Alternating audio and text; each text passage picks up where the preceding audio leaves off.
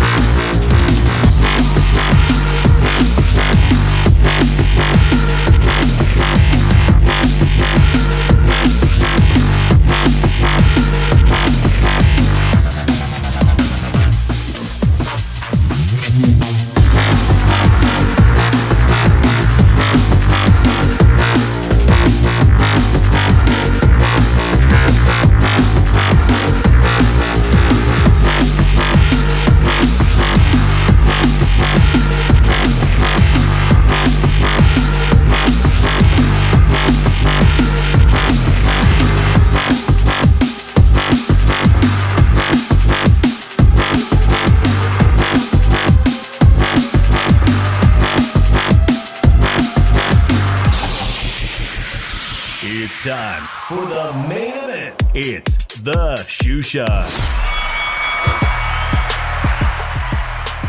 ¿Qué onda, vatos locos? It's your boy Dave in the 702 coming at you for a Thursday night edition of the Shoeshine. Joining me all the way from the city of brotherly love, Philly Irish, Drew Evo. ¿Qué pasa, homie? What's up, Dave? Man, it's Thirsty Thursday for a lot of people. We don't normally do this, but we used to do the Wednesday night football talk, and I think it's a good thing for the Shoeshine to come on twice a week, even though it's late. Whoever joins us, hey, thank you for coming into the room. If you watch the replay, drop a comment. Let us know you're watching and tuning in, how we can make this show better. There's so much shit happening in boxing, Drew, that we gotta do more than one show a week. I mean, just from Monday to today, I had to name this show. I had to, tongue in cheek, guys, I had to name this show Let's Smoke, Drink, and Coke with Drew Evo and Dave in the 702. And he's talking about me with the F-bombs, and he's putting shit with Coke on it. Yeah, well, so far, I'm not seeing much action. I appreciate it. El Pachuco's the first one in the chat, man. I appreciate you for coming in. Drew and I are just... Man, I've been tripping off this press conference from LA all day. This shit was bananas. And I know that you and I want to get the New York press conference had gang loads of people. I wasn't really in favor of this fight taking place in New York City, but it looks like they're going to have a really big fan. They're going to have a big turnout, probably a sold out gate. And the West Coast, oh man, this West Coast press conference today, Drew, just it was out of this world. But it's crazy, Dave. They're doing all this shit, and it's not even going to be on pay-per-view. Yeah. I think the press conference is, obviously, they're getting a massive buzz on social media. They're doing the right thing for two elite fighters in their prime. Yeah, if we can call Ryan Garcia elite. They are pretty much the two of the original four kings of the next generation of boxing in the lightweight division. Now they find themselves at 140 pounds. Devin Haney has the belt. Oscar De La Hoya pointed out numerous times that these guys have faced each other 6 times as amateurs and split those 3-3 apiece, True. But professionally, let's fucking be real. And I just dropped the first F-bomb. Let's be real. Professionally, they have not had the same career path. They started both extremely young. Devin Haney in Mexico. Ryan Garcia started in Mexico, 17 years old? Devin Haney maybe 16, 17? But what has become of their professional career has to be completely opposite, as Devin Haney is actually almost cleaned out the 135-pound division. At one point, they called him the email champ. He got the win over Lomachenko. I was there. I didn't think he... I don't know. I didn't really think he should have got the nod, but it is what it is on that. He got the win over Lomachenko. He's got the win over some really good fighters. Went to Australia twice, moves up to 140. And I didn't think he would do that to Regis Prograis. I don't even think he was going to beat Regis Prograis. And he beat the snot out of Regis Prograis in San Francisco. Shout out Veronica, El Pachuco, and that SS Spider. Just because you guys are in the room, I said we were going to drink. And guys... Sure. This is my new thing. You guys, I'm always trying to feature new alcoholic beverages right here on the Shoeshine, guys. A lot of you guys might enjoy tequila. And this is my new joint, guys. No additives. This one. Yeah, how these people come up with these names? Some good names. This 1 liter bottle. Okay, most of them are what? 0.7, 750? This is a 1 liter bottle you could buy. at what is that? Where did I go? Not Total Wine and More. If you guys got Total Wine and More in California, go find this one. I'm in Vegas. They got Total Wine and More. Additive free. It is the best damn tequila you could buy under $30. It is fantastic, and it makes the bombest margaritas, guys. This makes the bombest margaritas. You can't sip it. I mean, it's not Patron or anything, but it's damn good under $30. I want to have a shot. I gotta say, these females got some good ass creative names. Yo, I'm gonna sound like Ryan Garcia by the time this show is done. Let's get to this, Drew, because there's been some crazy shit happening on social media. Ryan Garcia takes to Twitter, and instead of hitting your boy Dave and Drew up on Twitter for Twitter Spaces, he hits up some guy. I don't even fucking know who he is. The hell with boxing Twitter. And he goes on their Twitter space, and apparently he's high out of his fucking mind. And I ain't got a problem with that per se, but I do like what Devin Haney said. That we're supposed to be role models for these young generation, the next. And let's be frank. Wasn't Keyshawn Davis Jr. just suspended for marijuana recently? Dave, I'm going to be honest. I don't think this fight's going to happen. I think Ryan's going to find a way to pull out of this fight. I'm starting to think he's going to pull out of this fight. It's very interesting you say that, because Devin Haney seemed to be making some very valid points. And I want to get to all the funny shit too, between toupees, nappy hair, racist allegations, the allegations of cocaine. I mean, they're wild, but there's some merit to it. Okay, yesterday, if you guys missed it, Devin Haney has accused Ryan Garcia of showing up in New York drunk out of his mind and smelling like alcohol. In Los Angeles today, I got to be real with you. I don't know if Ryan Garcia is all there. And I actually really laughed, even though I don't laugh at mental health issues. But it was kind of funny that he said, "What are you doing over there? You having a panic attack? You having a panic attack?" The guy's on his phone watching the Shoeshine or whatever he's doing, texting somebody during a press conference, Drew. What were your thoughts on that, man? Is he dealing with substance abuse issues? He openly admitted today, "I'm real. Yeah, I smoke and I drink." But like I said, Keyshawn Davis was just suspended by the state of Texas because of a marijuana test in his bloodstream or whatever. So I know New York has legalized recreational marijuana. I know California has. But even in Nevada years back, what's his name? Chavez Jr. Forgot his name already. The alcohol's kicking in. Chavez Jr. faced a 1-year suspension for marijuana, as did Stockton's very own, Nick Diaz. You know, Stockton's bad boy in the UFC. He had a suspension in Nevada over marijuana. Is it all right now? I mean, is it off the banned substance list? I know it's not a PED. I'll never say smoking weed is a PED, but I look at it like this, Dave. Ryan Garcia is looking for a way out of this fight. I'm sorry that I'm saying this, but it seems like all his actions and everything, he's looking for a way out of this fight. And I don't think I have a feeling that he's going to pull out of this fight. I just have that feeling now. Like Devin said, I wasn't even going to come to this press conference. I don't know why he changed your mind and come. Yeah, because he saw him on Instagram fucking smoking a joint. Drew, shout out to, this is creative. Shout out to Güero Trash El Mexicano for the, this is one of my favorite comedians before he got busted for showing his junk to other female comedians in the green room. But if you've never seen the movie Blue Jasmine, I'm proud to have this guy in my chat tonight, Güero Trash El Mexicano. He said, "I've actually done cocaine with Ryan and Oscar." Hey, probably did he did a race with him with the line. And Ryan says today, you know, the funny shit today to me is we're all YouTubers. I see my homegirl, Mom Plant Things. Shout out to Mom Plant Things. Mom Food Planting Things. Already tequila's taking over. It's Tequila Thursdays, guys. But Ryan Garcia was responding to people trolling him, Drew, in the press conference, sitting up there in the bleachers or wherever they were holding this press conference in Los Angeles in a theater. He couldn't control himself. He's literally responding to nobodies, yelling at him in the audience. What does that say about the guy's mental state right now? I don't know. I think this dude's fucked up in the head. Man. Like, seriously. Ryan Garcia is very fucked up in the head. He has a lot of issues, this dude. And, like, I really this. I'm sorry, but I just really have a feeling this fight's not going to happen. Well, there must be something to that, Drew, because look, they brought out our boy who's been on the show. Thank you. Shout out to Lukey, Arnold Barboza Jr. I just saw him fight January in Las Vegas. Arnold Barboza Jr. was the co-main, and they brought him out. He's going to be the co-main. He's the new, basically the new guy at Golden Boy. Top Rank released him. They parted ways. He's there. He's at the press conference, and he says, listen, one of these guys backs out of the fight, I'm ready to go. I'll give you guys an even harder fight. But he's talking about Ryan Garcia. He's talking about Ryan Garcia. If Ryan Garcia pulls out of this fight, he's ready to go. He's in camp training. He even mentioned, all these girls. By the way, Drew, did you see the girls, the Cirque du Soleil? I mean, it wasn't even that. That's an insult to Cirque du Soleil in Las Vegas, because it looked like, these girls weren't very high caliber, and the outfits, like none of the outfits matched. Like you had some girls coming in pretending to be like collegiate cheerleaders.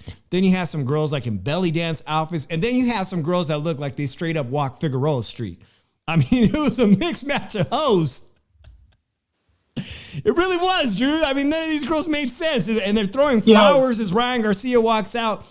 And to be honest, guys, I thought, you know what? Tonight I should go look for my Miami Vice Don Johnson jacket and just come out tonight on the Shoeshine, just bare chested and with a little. This fucking dude has a fucking Don Johnson jacket. What the fuck? I might as well have done that tonight. At least when I bring a group of girls out and they all match, because it's a theme you gotta go by and everything. But what the fuck? Like, I'll be honest, man. Like, it's a bunch of bullshit. Ryan Garcia is not taking this fight seriously. He's not. I'm like, guys, everybody's got to say this shit, man. He's not taking this fight seriously. Ryan Garcia has a wish list. Really, dude? Ryan Garcia doesn't care about legacy. He doesn't care about titles. He cares about money. And he doesn't take it seriously. So what are we gonna? So I think either way, if this fight happens and Ryan loses, when he loses, he's done. He's retiring. And I think it'll be better for the sport of boxing if he retires, because he does not take the sport seriously.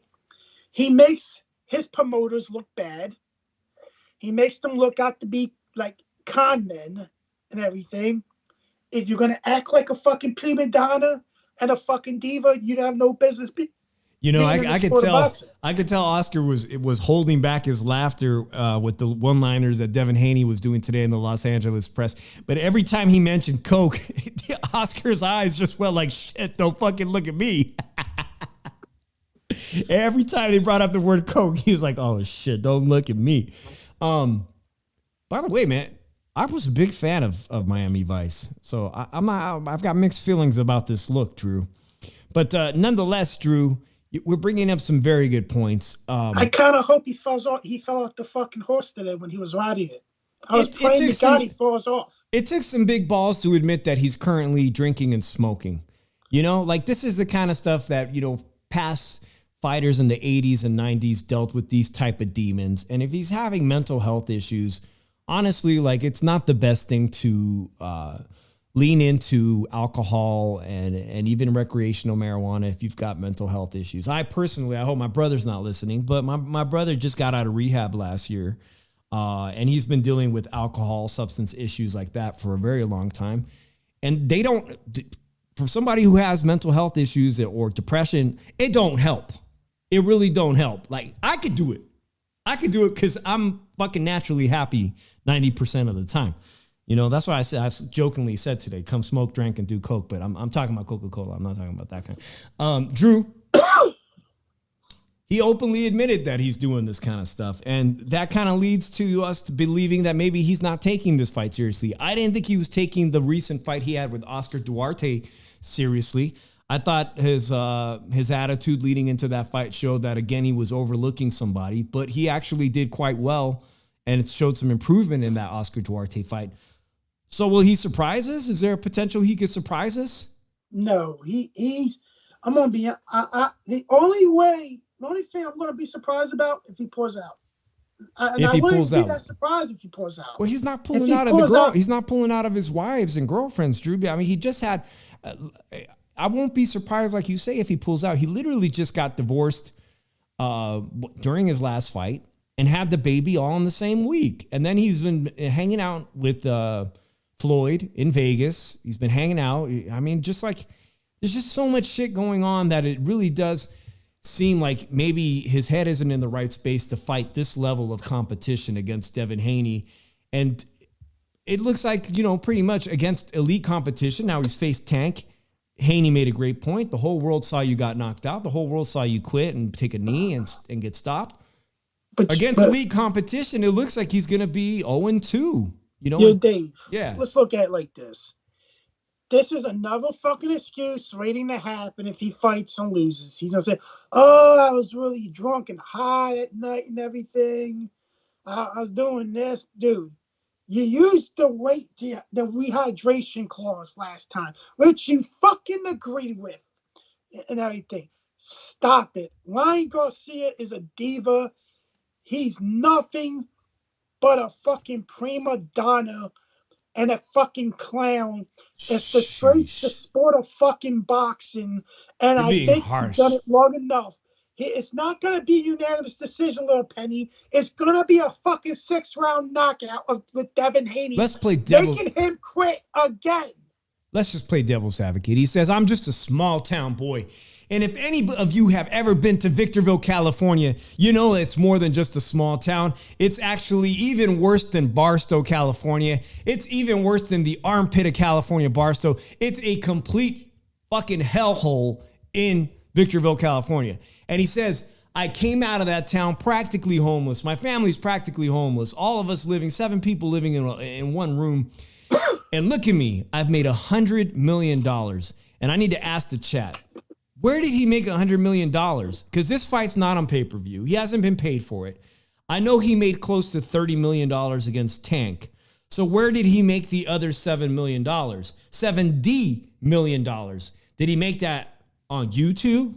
Because as far as I know, he's not the Calvin Klein underwear model that Marky Mark was, right? So where did that other $70 million come from, Ryan? Who did you fight that I don't? Did you fight Canelo and I didn't hear about it? It's fucking disgrace, man. Like, seriously, like, I really hope, like, he gets a beating. A beating, man, that's cold-blooded. I'm sorry, he needs to get his ass kicked. He's gonna crit again, Dave. That's what's gonna happen. He's a critter. He's a born fucking critter.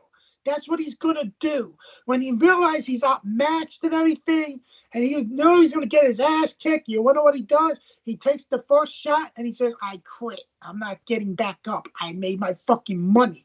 And people are still going to think I'm the I haven't seen anybody quit in more spectacular fashion than Chavez Jr. did when he quit to that Polish light heavyweight guy in Chicago, and his dad told him, don't fight that guy.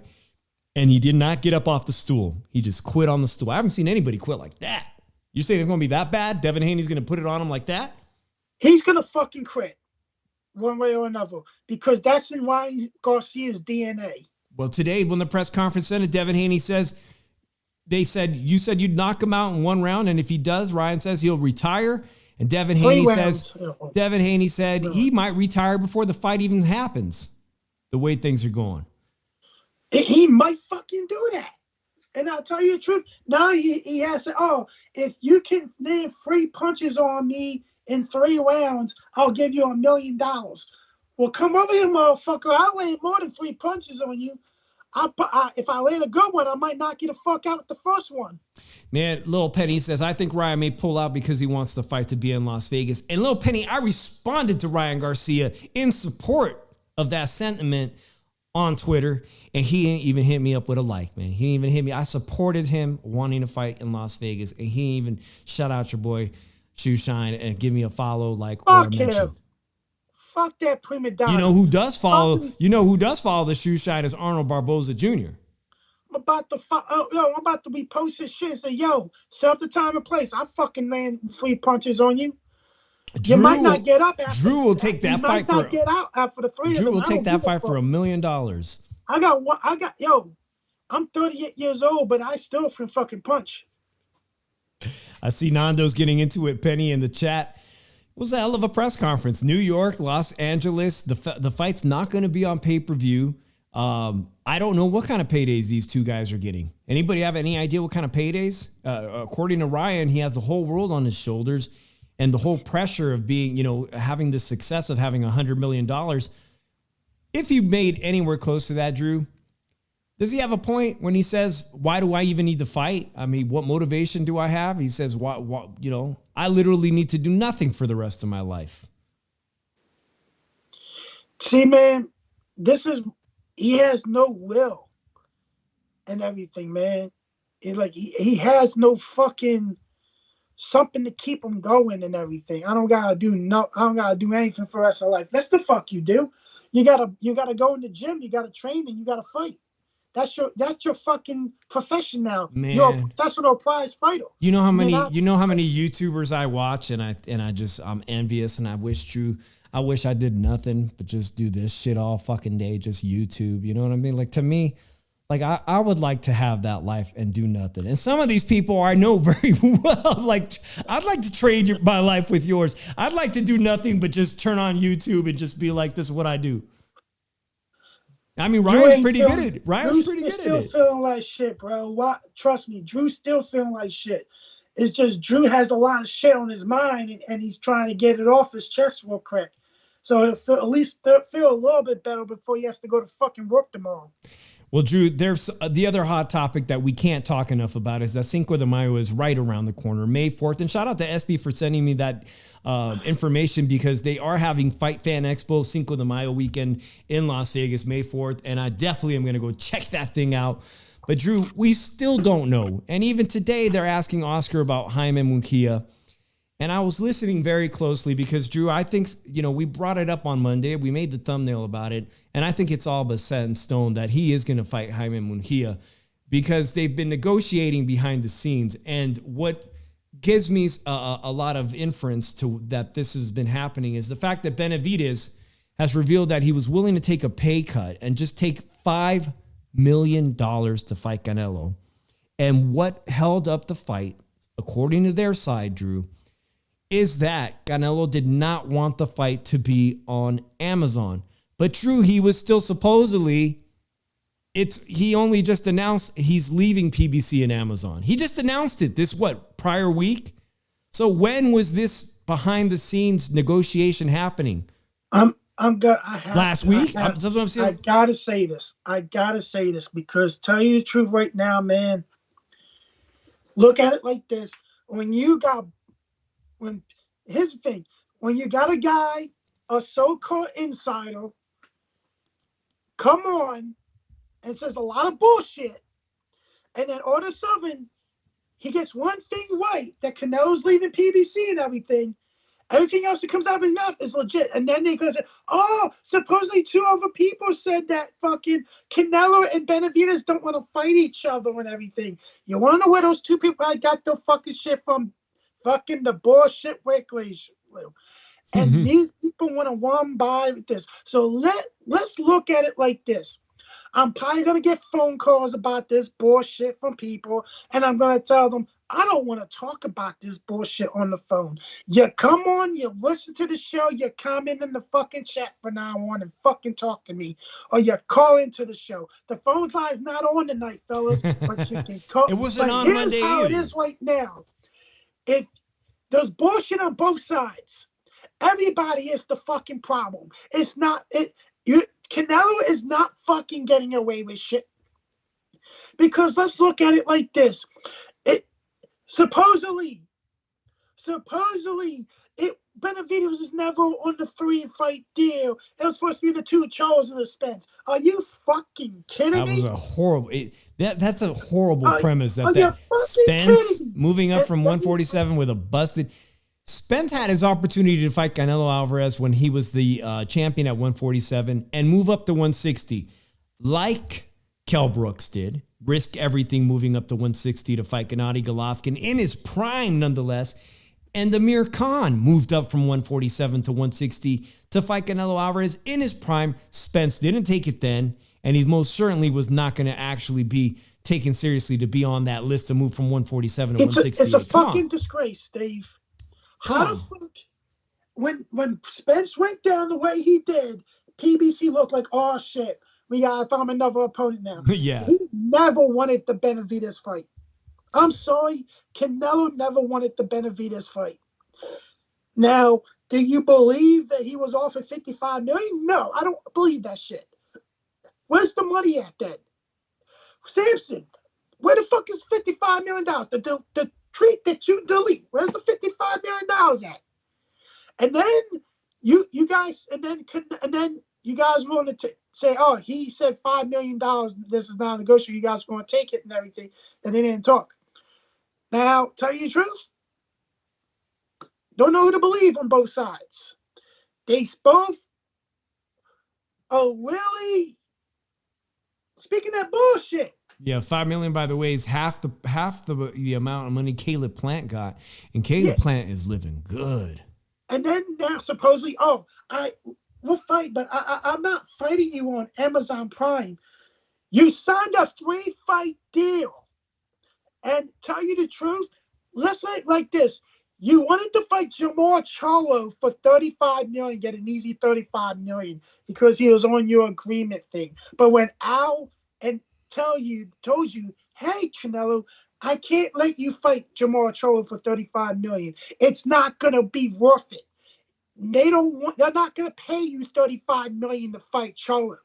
Now they'll pay you to fight Benavidez for $35 million. No, I'm not fighting Benavidez. I don't want to. But don't go afterwards. After you beat Jamar Charlo, says, I don't care who it is. I don't give a fuck. Apparently you do give a fuck because you never want to fight Benavidez in the first fucking place.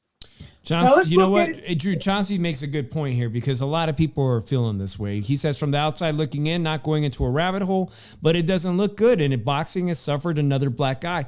And the sentiment is strong all across social media that people think this is a stain on the sport of boxing, on the legacy of Canelo, that it looks like he's going to completely avoid ever fighting David Benavidez.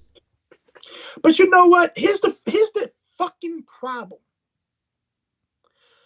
People that say they want the best fights are the same fucking people that probably say Canelo can do what he wants.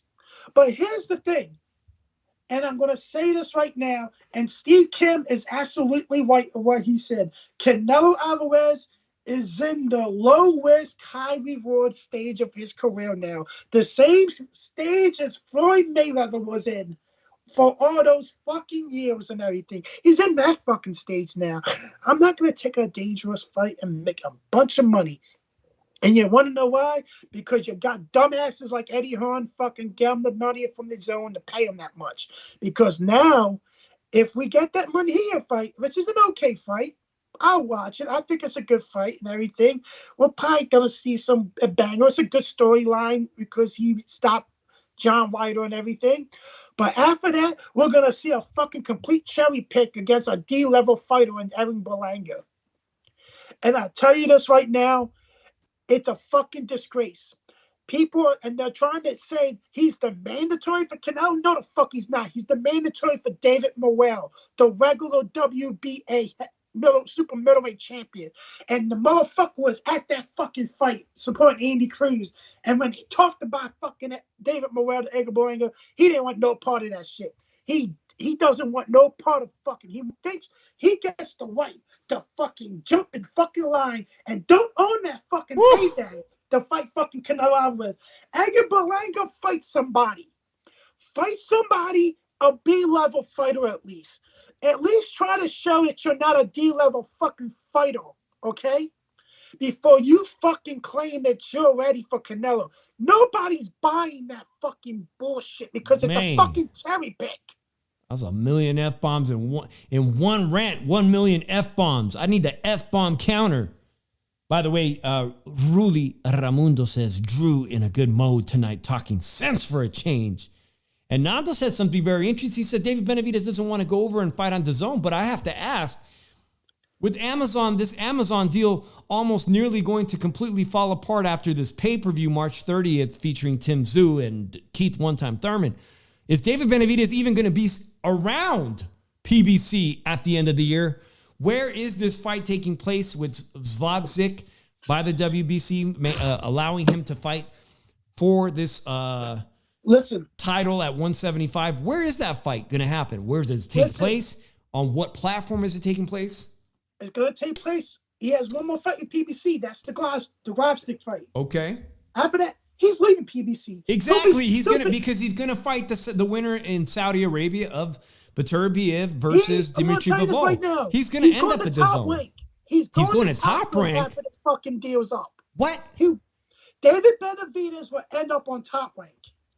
Let me know what the chat thinks. Because how's he going to go? So you think he just want to be under the tutelage of Bob, and then Bob can negotiate his fight against someone from DAZN, say Dimitri Bivol? Or if you think, who comes out ahead, Drew? Beterbiev or Bivol? Because I'm going to be honest, it's a 50-50 fight, but I'm slightly picking Bivol. I really think Bivor's wing IQ and all-out skill may give Beterbiev some problems. I don't think he's going to be able to pressure him like he was able to do with these other guys, because most of these other guys were one-dimensional. Marcus Brown gave him a little bit of trouble, but Marcus Brown really wasn't a puncher that could really hurt Beterbiev and everything. Grosdick was the last one that really gave him a lot of trouble too, and Grosdick had the power to hurt Beterbiev. And I think Bivol does possess that power to keep him at bay and everything. So I am picking slight edge to Demetrius Bivol in this matchup. I don't think David Benavidez beats neither of these two though. Interesting. And if he does, that's another black hole in boxing, because people will think more that Canelo did the right thing and ducked. I've given thought. I've started to give thought to David Benavidez matching up against Bivol, and I've given it thought over time, over the past year, in the course of the year. And I know that Dimitri Bivol is a defensive wizard. He's a master of distance, and he might just be able to outbox somebody as fantastic as David Benavidez. But I do favor David Benavidez against a 40-year-old Beterbiev. I do, because I think they're made for each other. I think on that fight, David Benavidez comes out on top. Can Beterbiev upset Dimitri Bivol? Is it an upset? Here's the issue when it comes to David fighting Beterbiev. Beterbiev is a guy of his footwork and everything. David is very flat-footed, and he relies on volume. And Beterbiev can take the volume away. And I think that once he can punch with David and get into that guard and everything. And once he gets into that guard, I think it's curtains, because David takes a big shot, and David's never felt that power before. It's eventually going to get to him and everything. This isn't Derek Lemieux. This isn't Anthony Durrell. This isn't any power puncher that David has fought before. And this is going to but Demetrius Bivol, it's that footwork and that wing IQ that's going to, and he's going to be able to punch with David also. Mm-hmm. But David's going to have to move around a lot. And the thing about it is, yeah, we could say he was like that with Caleb Plant and everything, but Demetrius Bivol does possess power and everything. And now I do commend David for actually taking an opportunity to try to fight one of these two. Let's just hope if he wins this fight, he actually goes along with it and everything. But I think David will be stupid to stay with the PBC. It's a sinking ship. I expect Al Heyman to sell his boxing roster by October of this year. I'm the one that fucking said by this time last year, fucking out the PBC is gonna wind up going is gonna become a sinking ship. Chauncey says David Benavidez should have moved up to 75 when Canelo lost to Bivol and say, I'm going to beat the dude you couldn't. And I've been advocating for that too, but I don't blame David Benavidez and his father, Jose Sr., Benavidez for waiting it out and praying and hoping that they would finally get that Canelo sweepstake and that the WBC would side with him and say, you're the mandatory. He is the mandatory. You must fight him. They waited it out as long as possible. And age is on the side of David Benavidez.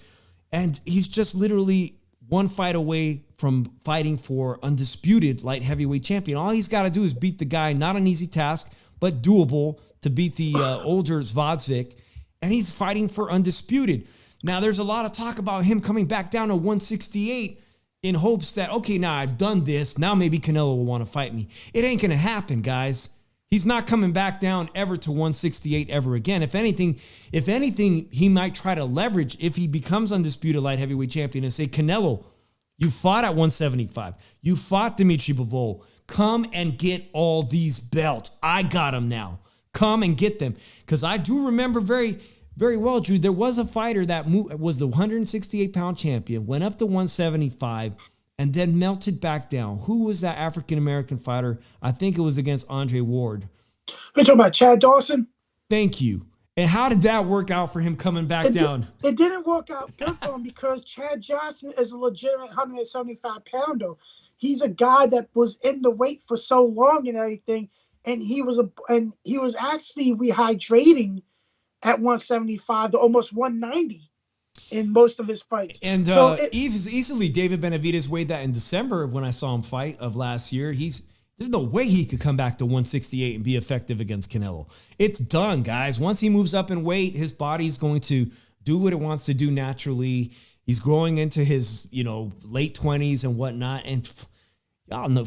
Wait till you get my age and you're like, how did I gain 10 pounds since last year? They say that, Drew, once you hit 40, it's like 10 pounds every year until you're just a big old fat fuck. Like David's 25, 26 now. He goes up there and gets the belts at 175. He could be able to reign there for a little bit, then move up to possibly cruiserweight to become a 3-division champion. And call it a day because the cruiserweight landscape will be an easier platform for him. But I really think that if we look at it, I think whoever wins this fight with Bivol and Beterbiev, that might be in the cards for them too to potentially move up the cruiserweight and see if they can take that division. Sergey Kovalev did, and isn't Sergey Kovalev a champion now at cruiserweight? I'm not sure. I think he might be and everything. But if we look at it, the landscape for these light heavyweights to go undisputed and then potentially move up is favorable with the belt holders. You got Bottom Jack, a guy that came from 175, got a belt from knocking out Makabu and everything. And you got other cruiserweights, like you got Okoli was beaten already, so you got a guy that beat him, Smith, who's very beatable and everything. So if you look at it, it's a big thing for Riches. But I don't think Beterbiev moves. I think Beterbiev gets undisputed. I think he's done. True, I'm laughing at that article. I'm high as fuck. Ryan Garcia Stone Live draws serious response from Devin Haney ahead of this press conference. And by the way, guys, if I want to give a shout out to ProBox because on Wednesday nights, ProBox, Paulie Malignaggi, all the people behind ProBox, our boy Lukey writes for them as well, or he was writing for them. There were some really good, that co-main event last night on ProBox and the main event. The scorecard on the co-main was ridiculous. Maybe the right guy won. Maybe it was a draw. The main event, I'm shocked the guy from Sinaloa won, but there was a guy on that card, guys. It's very important you keep watching this Mongolian Olympic fighter, Drew, because he started off the Pro Box card. He's fought on Lou DiBella cards in New York, and I'm not even going to try to say his name. Maybe I will. I always get this guy's name wrong, Drew. This is the Ryan, are you okay? Because this is the guy that essentially, where is this picture? Where the hell I do with the picture? Here it is. He started the Pro Box card on Wednesday night. This is the small featherweight that allegedly fractured Ryan Garcia's rib.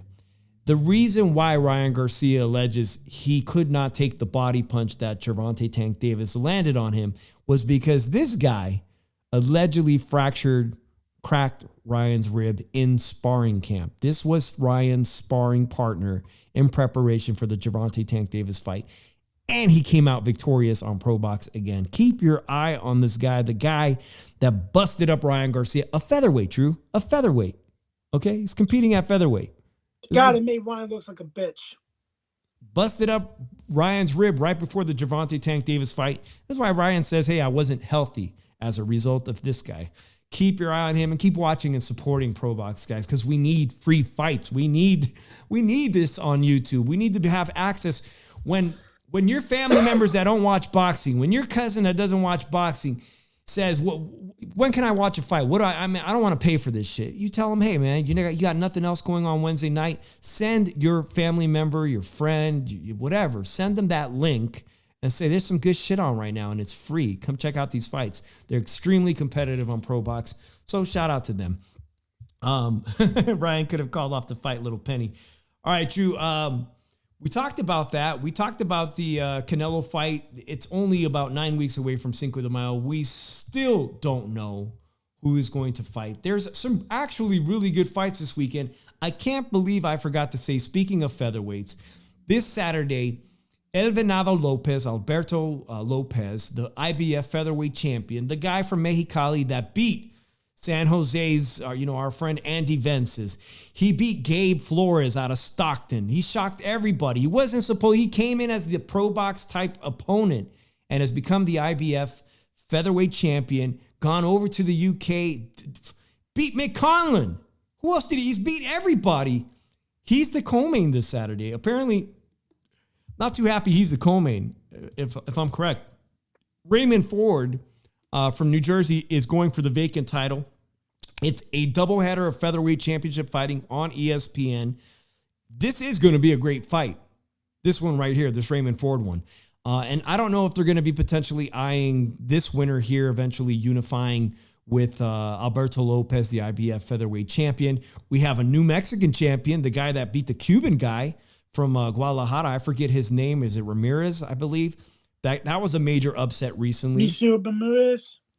Robeisy Ramirez got busted up. He lost that title to who? Who was the other guy? I'm excited to see that guy. He's like 6'1" in a featherweight, but the featherweight division is heating up. And in fact, I was just on Twitter talking from Salinas, the Salinas fighter that we featured on our show. He's going to be fighting on Top Rank coming up, and I believe in Arizona or Texas coming up soon. And he's beaten Alberto Lopez on Showbox, and he needs to win in impressive fashion because he's basically trying to convince Bob Arum, let me fight this guy again.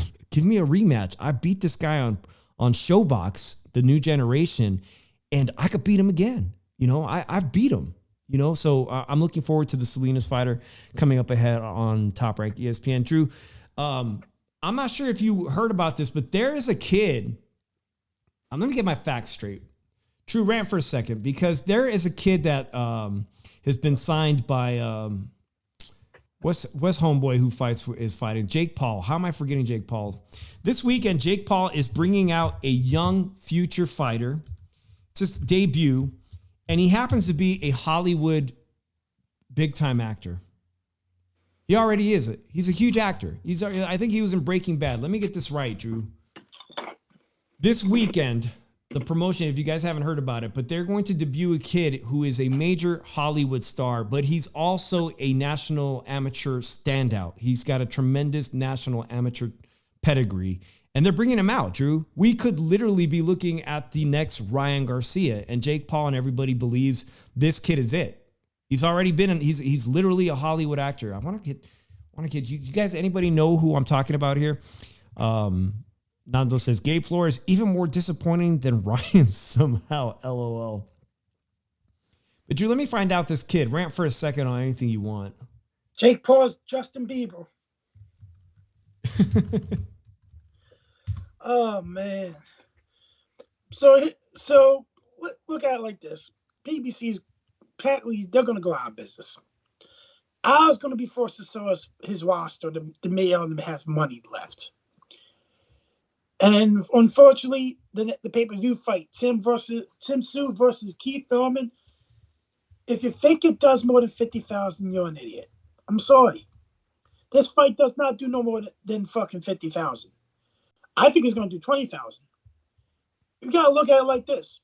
If Haney and Prograde did 50 and Boo Boo and David did 50, what makes you think this is going to do any better?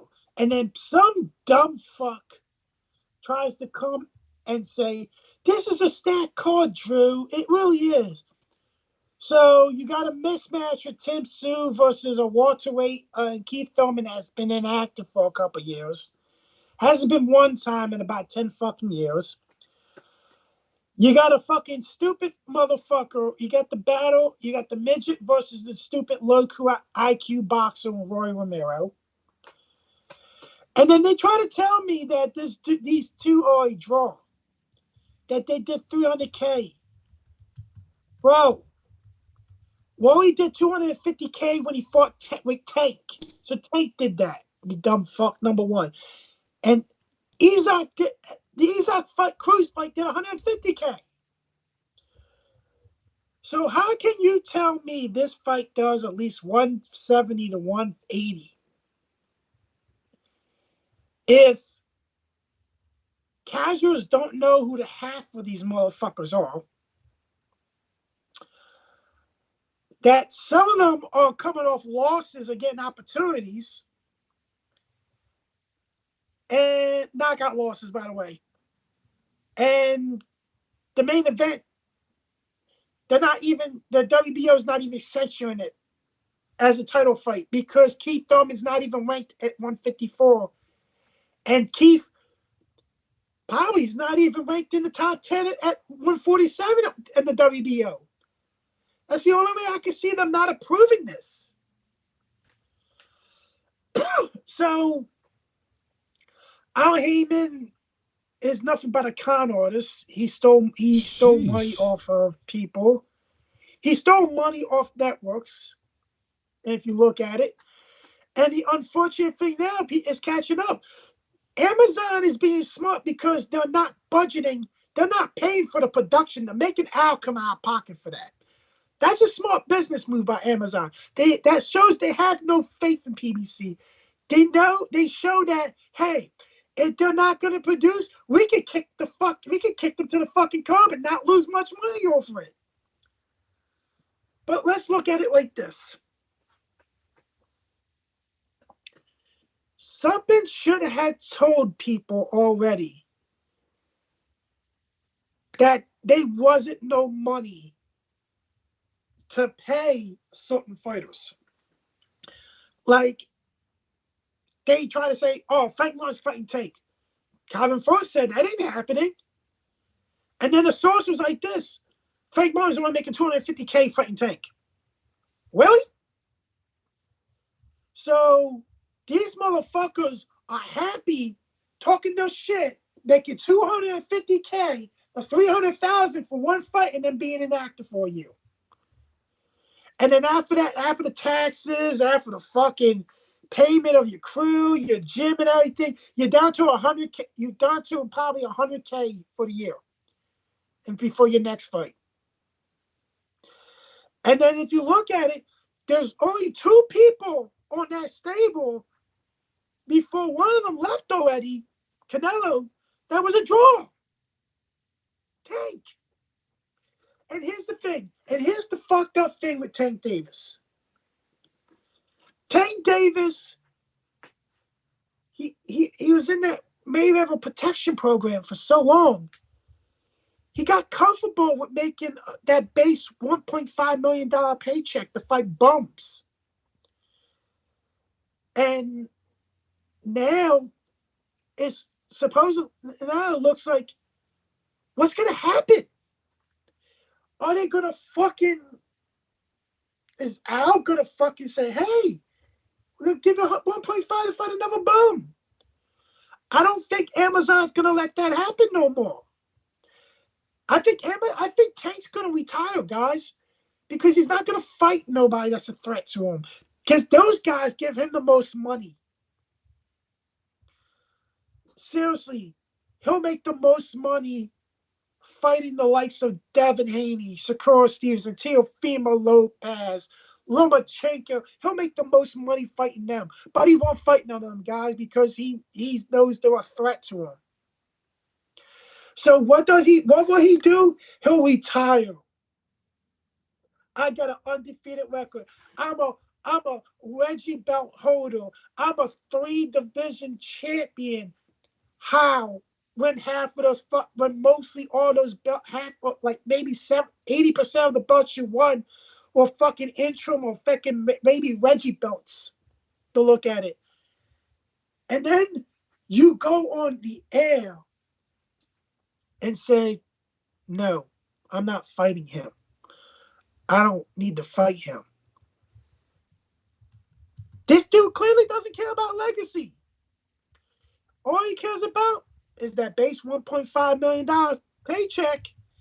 He already got that $40 or $50 million check.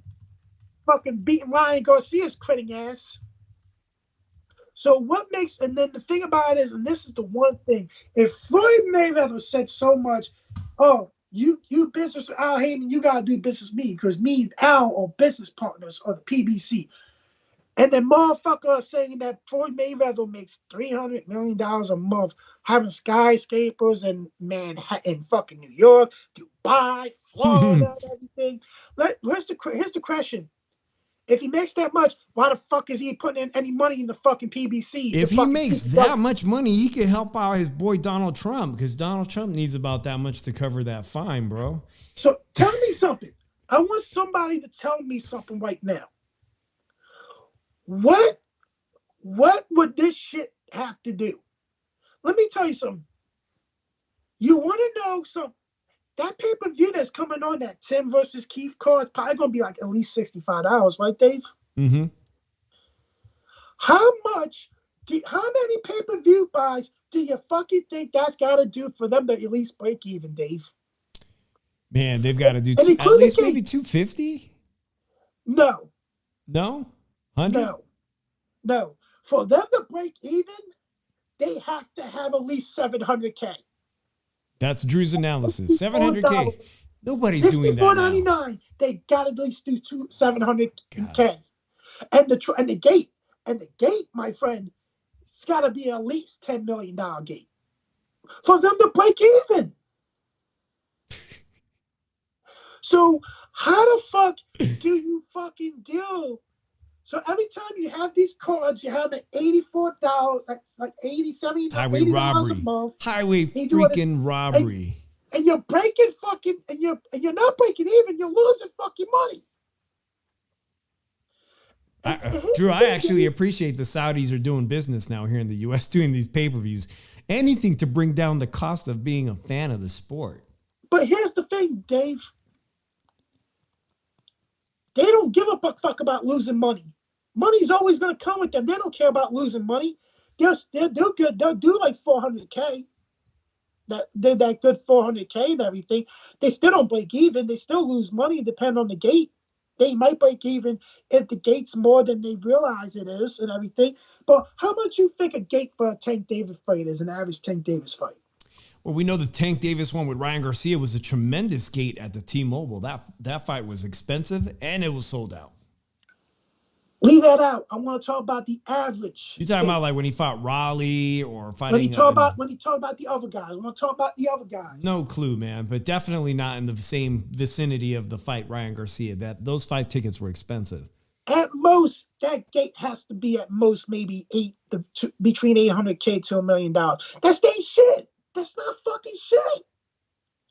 So how the fuck with bad business practices for years and years? I got to tell you something, Drew. That Frank Martin, I've seen Frank Martin fight twice at the Cosmo. That place barely holds 3,000. And on none of the occasions I saw Frank Martin did he sell out the Cosmopolitan venue, the Chelsea, of 3,000 seats. If that's his dance partner, that gate's going to be low. That's not going to turn anybody on. I'm sorry. That's definitely not that. I mean, you're going to have problems filling those seats. It's like this. If they were to do it in a $3,000 seat arena with Tank and him, that gate's now you're going to be not even 200K. Right. And If you look at it, if you look at it like this. I'm sorry, the Tank shit on pay-per-view. People are not going to buy it anymore. They because now they know what they're getting. Yeah, and you know what, Drew? We started the show off today talking about Devin Haney and Ryan Garcia. And despite Ryan Garcia's apparent mental health issues and his jokingly talking about his substance, using alcohol and weed and whatnot, you know what? I give those guys props because nobody else at their level was signing up to fight each other. We can't get Canelo to agree to fight David Benavidez, but we can get Ryan Garcia to agree to fight somebody who's obviously, using our eye test, levels above him right now professionally, and he's willing to take that risk. But here's the thing, Dave. If he pulls out, this doesn't mean shit. I think he's looking for a way out of this fight. And, tell you the truth, he's looking for a way out of the fight, Dave. I just can't see him. The way he's acting, the body language, he's looking for a way out of the fight. And, somebody's got to, Oscar and Bernard's got to put their foot down on him and tell him like this: you're looking for a way out of this fight. If you get out this fight, I'm suing you for breach of contract. And they got to put their foot down. And it's fucking crazy that they're not putting their foot down. I challenge Oscar De La Hoya and Bernard Hopkins to put their fucking foot down. This kid needs a wake-up call, and his daddy's not going to fucking give it to him because his daddy is a yes man. That's all he has around him are yes men. His daddy, all he does is going to sit there, say something stupid, and then go back in the shadow and look fucking stupid. Now, I really, really am surprised because Bernard Hopkins is my all-time favorite fighter. Yeah, he was kind of quiet today at this press conference. Oscar De La Hoya, the fighter he was back in the day, the business guy he was back in the day. And now he goes down to this stupid kid. He's a fucking immature piece of shit that needs to fucking grow up and needs to fucking have somebody put the foot down on him and fucking take control. It's Oscar's fucking money into this shit. It's Bernard's fucking money into this, putting in this event. You're making money off the gate. So tell me fucking something that's not true. Tell me something I haven't said that is true yet. But I'm telling you this right now, Nando, if this was a cash out, he would have cashed out with Tank. Ryan's just looking stupid, and Ryan just needs to retire. And look at it like this. Boxing is a fucking shit show nowadays. And like that press conference today. And it's and tell you the truth, people giving excuses. Are giving these fighters excuses not to fight each other. And not the fucking and act the way they fucking act. It's a fucking shame. It's a shame now that we gotta look forward to this. Canelo is in the low risk, high reward phase of his career now. Sorry guys, it's true. And now, unfortunately, we don't know what's gonna happen. We might not get the fights you guys that we want to see. We're just not. And the thing about it is, man, it just makes me sick because if the face is like a leader, lead by example, fight the harder challenges. So-called face of boxing is not prepared to do that because Floyd Mayweather got away with doing that. And Floyd Mayweather got away with doing that at the end of his career. He didn't want to fight nobody in their prime. He wanted to fight people that were fucking washed up, exposed, old, wait them out and everything, man. Like, it's a fucking disgrace. And that people willing to pay for this shit, and run and networks run to pay for the shit instead of putting their foot down like they did the first fucking time. It's a fucking disgrace. And tell you the truth, no wonder why people fucking go on illegal streams and buy and watch the pay-per-views. Because they feel robbed. And I don't blame them one bit. It's not fucking stealing. The boxing as a sport is stealing from the fans. We're not stealing by watching streams on sites. They robbed us already enough. So now we're fucking doing it to them. Check this out, Drew. You could watch DAZN this weekend at your local Dave & Buster's. Dave & Buster's is showing boxing.